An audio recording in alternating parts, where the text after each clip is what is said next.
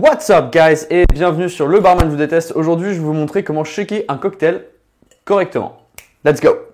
Tout d'abord je vais vous montrer deux types de shakers différents. On a notre Boston Shaker qui se compose de deux morceaux, verre, aluminium. On a aussi notre Boston Shaker avec full alu. On peut voir qu'on a la petite tin et la grande tin, petite tin, grande tin. C'est les mots techniques. Après on a notre shaker parisien qui vient en trois morceaux. La tin principale, la tête et le chapeau. Aujourd'hui, je vais vous montrer comment shaker correctement avec un Boston Shaker. Pour ce faire, on va faire un sour ensemble. 2 centilitres de sour, sucre de canne, hop, et 4 de gin. Poup. Voilà. Il va nous falloir des glaçons. On met les glaçons, hop.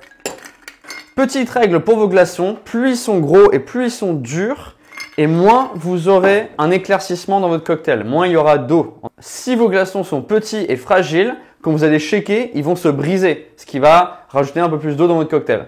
Bon à savoir. En règle générale, si vous avez du fruit, de la crème ou des jus de fruits dans votre cocktail, vous allez le shaker. Pour fermer son Boston Shaker correctement, on va mettre le grand tin sur le petit et on va mettre un coup de paume de main sur le haut du tin. Voilà. Grâce à ce mouvement, la petite tin reste enfoncée dans la grande tin. Parfait. On va retourner son shaker pour une très bonne raison. Quand vous allez shaker, il se peut, si vous avez mal appuyé sur le haut de votre shaker, qu'en shakant, la petite tin se décoince de la grande tin. Donc si ça se passe, vous n'avez pas envie que ça soit vers votre client. Parce que si vous faites ça, tout le cocktail va finir sur votre client. Non. Donc on va garder la plus petite des deux tins vers nous et on va shaker de cette façon. Une des règles principales que l'on m'a apprises, c'est de ne jamais shaker vers le client. Parce que c'est pas agréable pour le client d'avoir ça dans sa tronche. Non, on va vouloir shaker sur le côté.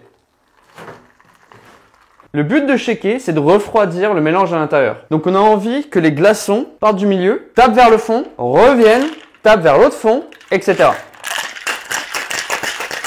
De toute façon, il n'y a pas une meilleure façon qu'une autre de shaker. Le plus important, c'est d'avoir un bon grip sur son shaker et de faire des mouvements fluides qui vont permettre aux glaçons de bien traverser à travers ton shaker. Il est probable que sur d'autres vidéos de mixologues, vous les voyez faire des shakes. C'est leur façon de faire, ok? Je vous conseille de commencer avec la base qui est de bien servir son client avec un mouvement fluide. Un bon shake va vous permettre d'amplifier les arômes et de donner une boisson vraiment fraîche à votre client. N'oubliez pas le mouvement.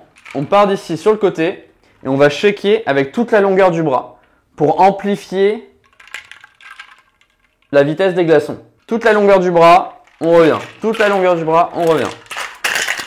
Une fois que vous avez fini de shaker votre boisson, vous mettez un coup de paume sur le côté où il y a un espace. Alors, si vous regardez bien ici, le verre part sur un côté. Il est plus collé sur ce côté-ci du shaker que celui-ci. Ici, on a un petit espace. On va pouvoir frapper avec la paume de la main une fois ou deux fois pour débloquer le verre du haut.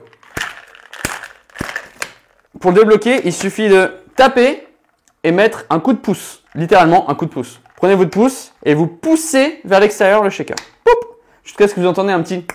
Regardez.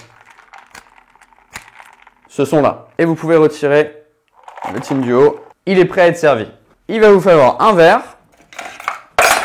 On prend notre strainer pour s'assurer qu'il n'y ait pas d'agrumes qui passent à travers le cocktail. Pour bien strainer, mettez une main comme ça, comme ceci. On attrape son shaker. Pas besoin de faire de mouvements autour de la tête, des trucs comme ça, non.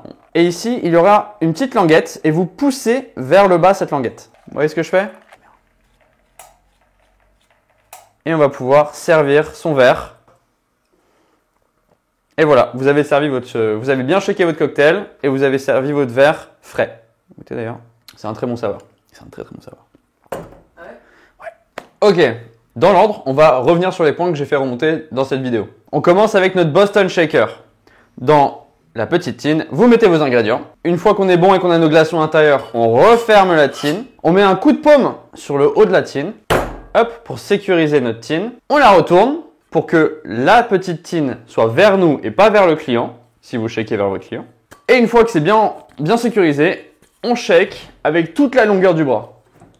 Hop, hop, hop, hop. Une fois que vous avez shaké assez longtemps, vous pouvez maintenant enlever la tin. Alors comment est-ce qu'on fait quand les deux sont bloqués? Vous pouvez voir ici qu'il y a un espace. Vous voyez cet espace? On va taper avec la paume de sa main contre cet espace et on va permettre de débloquer la tine du haut. Hop, vous n'avez plus qu'à servir votre cocktail. Et voilà comment bien shaker votre cocktail. Je vais vous laisser... Pour finir, j'ai aussi envie de vous montrer une petite technique qui est super sympa à faire. Vous avez votre petite tine, vous avez mis vos ingrédients dedans.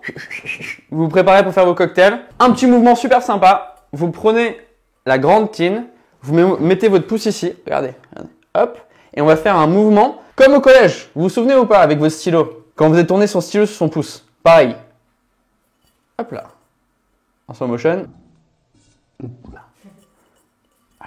Et ce petit mouvement va donner un peu de flair, va donner un petit truc sympa quand même pour votre cocktail. Je vais vous montrer. On prépare son cocktail. On met ses glaçons. Hop. Prenez votre tine. Hop. Et on vient le mettre dessus. Petit mouvement, sympa, c'est gratuit. Hop là.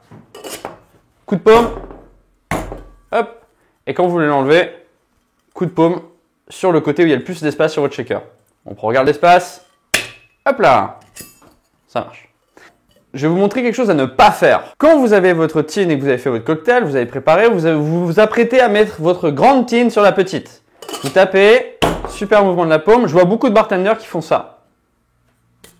Non, ne faites pas ça. Si vous faites ce mouvement et que dans le jeu vous avez mal tapé et que la petite tine n'est pas assez bien ancrée dans la grande tine, si vous faites ça, vous avez de grandes chances, ou ça, encore pire, ça, vous avez de grandes chances de foutre tous vos cocktails sur votre client ou sur votre collègue.